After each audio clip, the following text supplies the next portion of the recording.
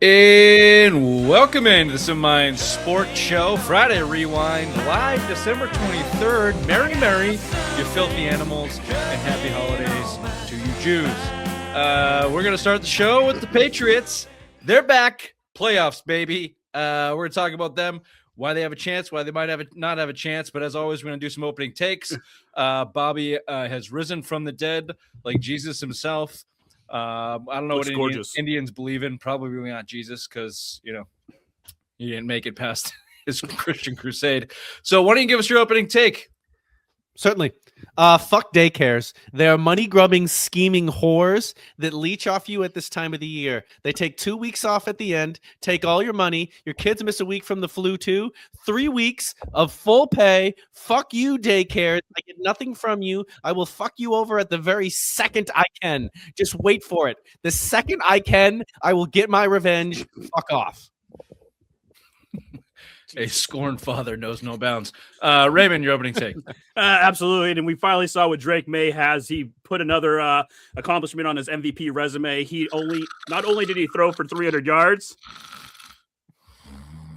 but then he also had a game-winning drive to win the game in Baltimore.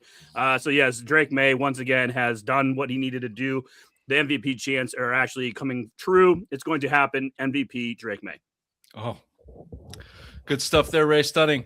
The Boston Red Sox are not dead in the water. They are making moves. However, they haven't improved their team, and they haven't added. Don't let them tell you they have. $0 spent in free agency. While Bobby wants to bitch about the daycare system and our healthcare, Raymond is going to just blast you with stellar takes. Intelligent, right on the money. Nothing but energy from him tonight. I'm going to give you a little bit of Red Sox.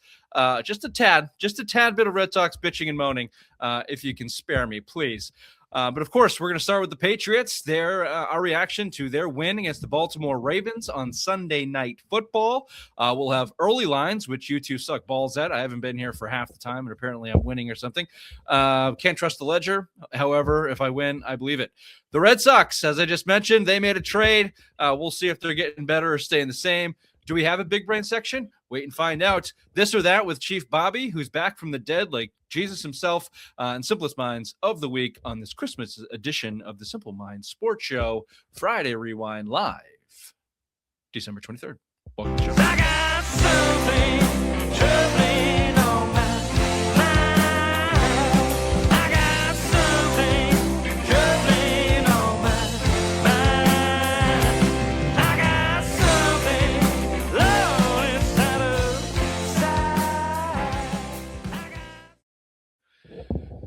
And if you're watching on YouTube, you're welcome. Gorgeous Bob, as all the flat earth biddies are calling him these days.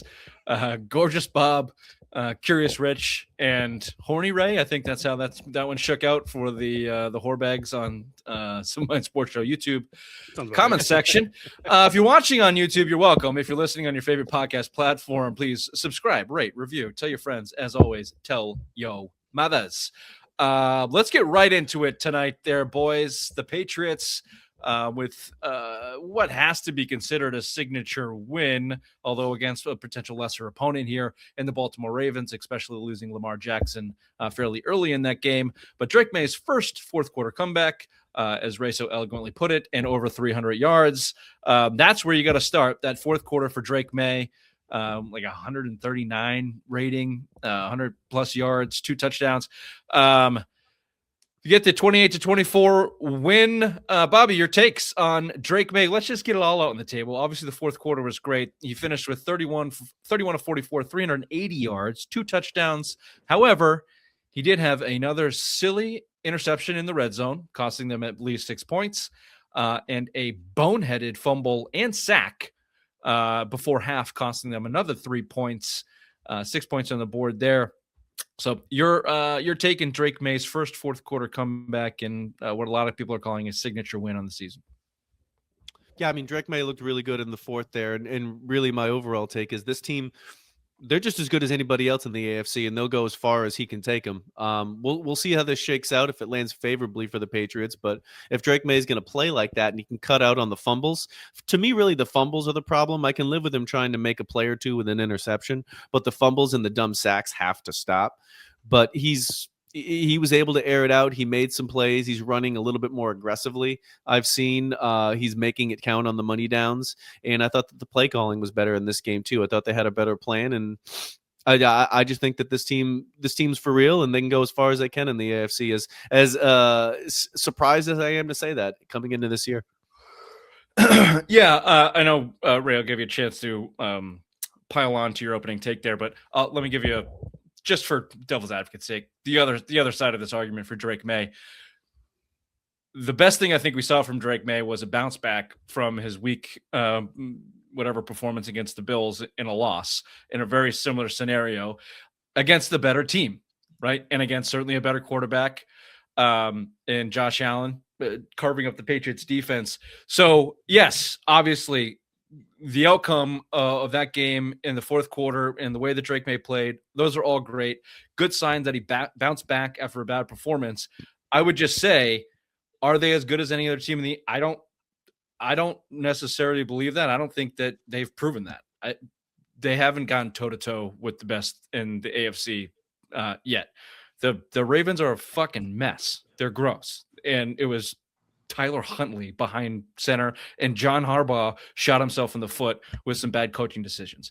So it's not taking away anything from Drake Maye. He went 7 for 7 on a gotta have it drive, and maybe the best throw of the year. And that touchdown to Williams, followed it up with a money fourth down throw to Diggs in the following drive, back-to-back touchdowns to go win the game. All of that is credited. Had to do it. Had to get the monkey off his back.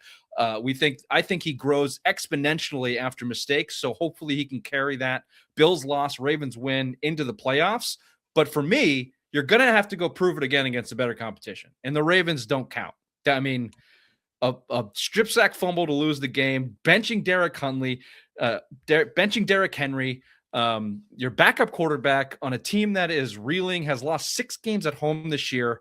I'm glad they did it in a away environment. For me, you still have some more to prove against the brass of the AFC. And he's going to get his chance. Who's the brass then? Who would you call the brass of the AFC? Bills. Denver. I mean, if you go to Denver, historically the Patriots have troubles in Denver. I know they just lost to Ray's Jags, and that was, you got to pat the Jags on the back there. But the Broncos have beaten better competition this year than the Patriots, hands down. Eagles, Chiefs, when they were still had a little thing going. They beat the Chargers earlier in the season, right? So you have to. I put the Broncos ahead of them. I put the Bills ahead of them. They haven't played the likes of the Chargers or the Jags or some of the other teams at the top of the East. We know how historically bad their record is, so there's just more to prove. Is my point. Glad to see the Bills ahead of them, maybe because Josh Allen's better than Drake Maye.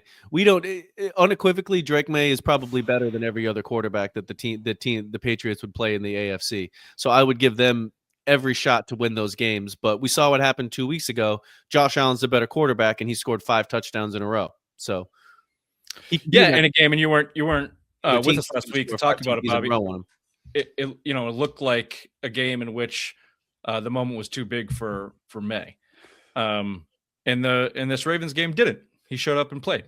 And that's the big thing too, because we always talk about quarterbacks and when they get into the fourth quarter and how the bright lights get on them and their butthole shrinks and everything gets tight and they don't know what to do. Drake Maye showed that this week he can do it.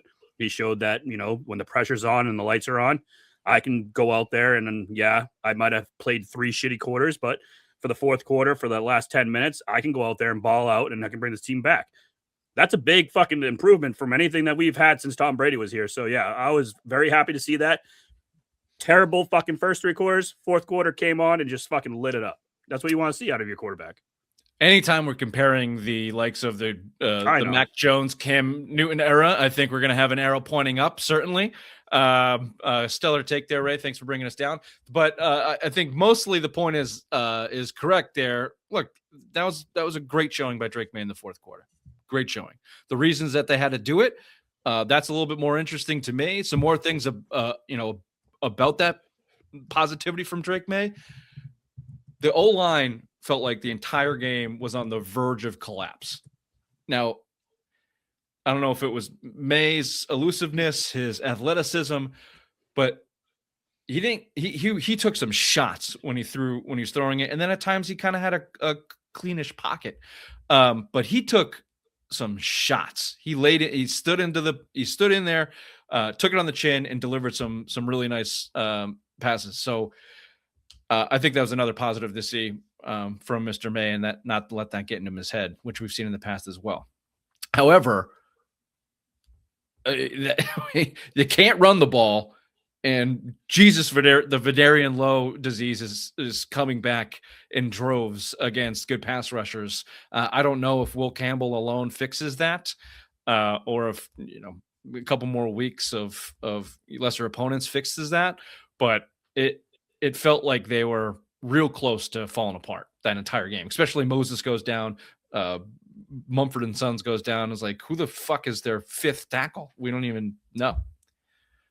Your thoughts on the O-line? Go ahead, Bobby. Yeah, I mean, ever since they've had the injury to Campbell, they've held it together really good. But yeah, when they had these injuries, it did feel like it was on the near of a collapse. I think the next 2 weeks will be just fine. I think they'll be able to coach it up against the lowly Jets and Dolphins, and we won't see it. And hopefully, we'll have the two starters back for the playoffs on each of the ends. But yeah, no, I think they'll be fine in the next 2 weeks. We said that too, going all along when they had that big winning streak, is that no one was getting hurt, everyone was staying healthy. Like, what's going to have to happen? Like, something's going to give, and something went. And now you got to play the Jets and the Dolphins the last two games before you go to the playoffs. Hopefully you can either get that first round bye or everyone gets healthy before then. But yeah, like Bobby said, I think you're playing lesser opponents, so you won't really notice it as much against these guys. But yeah, you'll be fine. They've sustained their fair share of injuries at this point. I mean, to lose Now their best offensive lineman and their best defensive lineman for the tail stretch of the game, this tail stretch of the season is significant. That did happen. And they lucked out. A lot of teams lose those type of players for the season. Patriots lost them for 4 weeks. Everyone seems to be coming back. I don't know what the update is on Spillane. He went out last week, and Ray and I talked about it. Like, it shouldn't have hurt him as bad as it did, but boy, one guy, one middle linebacker. I mean, from a team that was already soft in the middle and soft on the run, missing Spillane is huge. Who knows what would have happened if Lamar Jackson didn't pop his pussy again when someone put a knee in his back. But he was carving him up, 7 for 10, over 100 yards. Mark Andrews, Zay Flowers in the middle. I think that's a different game. I don't think you're walking out of there with a win if Lamar Jackson stays healthy, because that defense can stop nobody when they know how to attack them. And that's just with running backs and in the middle of the field, because the Patriots linebackers are caca. And secondary to that, their safeties, who have improved. Give Craig Woodson and Hawkins a little bit of credit. They're not as drastically bad as they were at the beginning of the season. However, they are not good enough to ask them to do what they're asking them to do. Do you think if Derrick Henry actually played in the fourth quarter that the Patriots still come out with a win? Yeah, the guy that was busting 7 yards a carry. Yeah, I'm pretty sure if they just didn't let their backup quarterback throw, hand the ball to Derrick Henry 4 times in a row, I think you walk out of there with a loss, frankly. That's what I mean. That's why Drake Maye still has a little bit to prove to me, because the Ravens were very complicit in that fourth quarter comeback, which was still impressive. Down 11 with 12 minutes to go, 2-quarter touchdown drive. Very impressive. Pussies, baby back Patriots fans. But God, the Ravens are stupid, and God, is that Patriots defense pretty bad. I mean, they're very average without Milton Williams. I was gonna say, is Milton Williams the only problem? Is that the only problem they have right now when he comes back? No. But they were better with him. But no, they're very average. Do you know what accounts to that as well? They're Pro Bowler on the outside, and the soon-to-be $30 million cornerback, Christian Gonzalez, is consistently getting torched. He's throwing that. Teams are throwing at him. A lot of people are on your side now, Richard. A lot of people are seeing the light after a couple of videos I posted about you. Welcome. All it takes is a listening ear. Told you about the safeties, in which they still don't have a free safety in this team. Told you about the linebackers for 5 years. Told you about Christian Gonzalez the middle of last year. He's puppy dog soft. Greg Bedard talked about his lack of effort on some plays in this game. Mike Vrabel called him out by name, unsolicited, trying to pump him up. I think he talked about Gonzalez giving it his effort on a couple plays, one including special teams, which were all at the tail end of the game. And conveniently, he forgot Zay Flowers going for over a buck and being open by 6 yards every time Lamar Jackson looked his way. So, no, yeah, I am down. I was down on Christian Gonzalez pretty much all season. And this game, is cemented that until look, if they switch defense and they go man to man and he goes and shuts down the top wide receivers in the stretch run in the playoffs, then I'll put me in the Stephon Diggs bucket. I was wrong. Until this point, toot, I'm right. Gonzalez sucks. Don't pay him. Trade him. Yeah. You can only hope that happens in the playoffs, and then maybe he gets interested again. Right. And he doesn't suck. He's a good player, but interested's a good word, Bobby. He looks disinterested out there. Yeah, he does. Like he's just laying back, making business decisions, doesn't want to get hurt. He made one I nice think pass. that's what's happening. I think he'll show up when it matters, but I think he's waiting to show up. You might be right. I mean, like he made that pass deflection. It's the first time I've seen him break on a ball all season. Yeah. And he got there in the blink of an eye. It's like, all right, you got that in you, dude. Like, why are you giving up these 14, 15-yard chunk plays in front of you kind of all season? Or he's getting burnt over the top by no-name guys in Tennessee. Cam Ward's beating him deep. You know, it has not been a good season for Christian Gonzalez. The playoffs are coming, and you're not going to have no-name guys. You're going to have guys that are Pro Bowl caliber receivers that you're going to have to go lock down. So if that's what he's waiting for is the playoffs to start shutting guys down, then I'll be welcoming that. But until then, you have just been atrocious this season. You don't deserve the bag. No, I don't think so.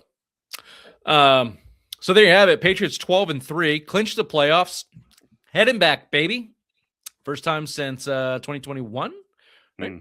Back currently second seed in the AFC, tied with the Broncos on the record. Stanford, let me just pull this up, give you the playoff picture. All eyes, week 18, the Broncos play the Chargers. Who do they play next week? Chiefs. Oh, yeah. So Chiefs, they play it Christmas Day, Christmas night. Chiefs are done. So we're looking at the Chargers as a possible win against the Broncos. And if that happens, then the Patriots win out, which you're expected to do against the Jets and the lowly Dolphins. Then you're staring at the number one seed. You know, that's what's on the table. Right now, just to give it to you quickly, Broncos are in first with the bye, Patriots second, Ravens, Jaguars are in third. Duval. The Chargers are in fifth, Bills sixth. And then you've got, they have this laid out weird, but the Steelers currently hold the fourth spot. They haven't clinched anything yet. The Texans seventh. Colts and Ravens technically still in the picture, 8 and 9. Old Philip Rivers, have we talked about Seggy Titch Rivers on the show yet, or just a text chain? Just a text chain. Just text chain. You gotta just a nod to Philip Rivers coming out there with grandpappy fucking legs, like no hair left on his legs, skinny, pot belly, slinging it. Slung it against the best defense in the NFL too, against the fucking Seahawks. Yeah, he wants to be able to throw the ball down further. He asked his coaches, "I want longer plays developing down the field so I can really air that ball out." You guys had a couple weeks ago. I didn't think the Colts would be bounced, but I wasn't really paying attention, and clearly looks like I'm wrong because the Texans have come on hot. 10-2 in the last 12 games, I think.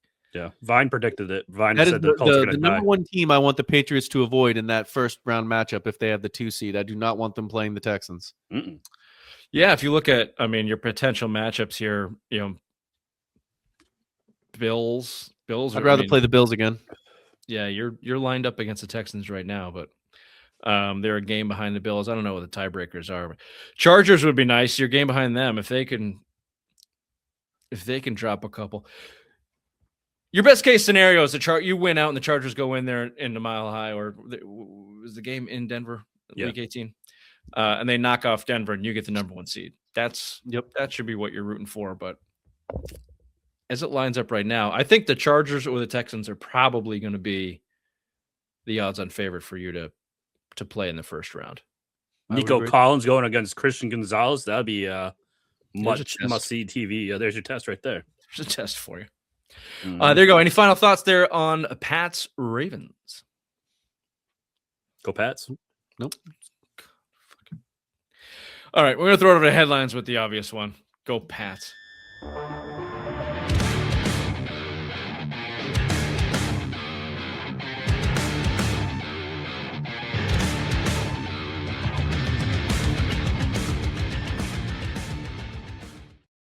Nah, thank you there, Richard. Happy Beers. I'm really looking forward to this, Ray. Hope you don't fuck it up. Happy beers were had throughout New England as the Patriots clinched a playoff spot for the first time since 2021. Patriots did that by beating the Ravens and making them nevermore 28-24. Drake Maye checked off 2 more career accolades. First, he finally threw for 300 yards. In the second, he got his first game-winning drive in the fourth quarter. Happy beers had by all. Celtics are getting in on the happy beers as well as they are on a 3-game winning streak. Hey, Vine, you ready to help this team out yet? Celtics get Christmas Day off and play the Pacers on Friday night in Indy. The Bruins are drinking those not-so-happy beers. However, they are drinking the skunk stuff since they are losers of their last 3 and take on the Canadiens tonight in Boston. And finally, the Boston Red Sox made another trade with the St. Louis Cardinals, this time acquiring Wilson Contreras and cash in exchange for Hunter Dobbins and minor league consideration. This has been Headlines with the obvious one. Back to you, Richard.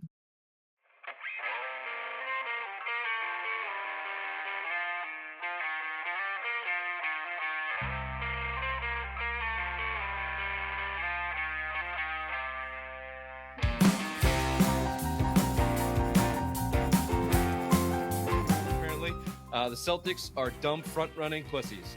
This is the same team they have been for 4 years running.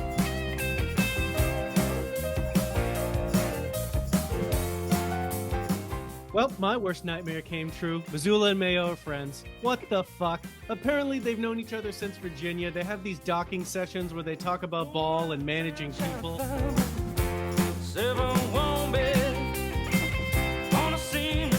Vacation. I'm gonna quay all these. I'm gonna fucking watch them this week. Do you say quay? Is it not quay? It's Q. It's Q. It's Q